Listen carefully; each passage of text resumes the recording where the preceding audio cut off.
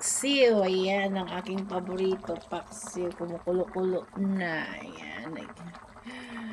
Na-miss ko kasi kumain ng paksiw yan. Yan yung available lang na isda dito, kaya yan lang yung akin nabili.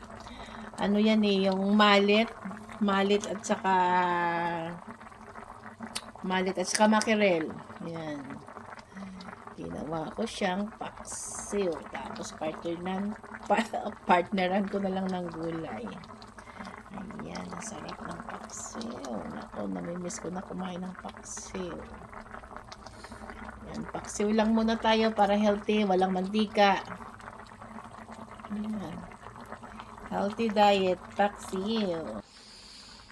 Paksiw tayo ngayon ng ating ulam sa tanghalian. Namimiss ko rin kasi kumain ng paksiw eh.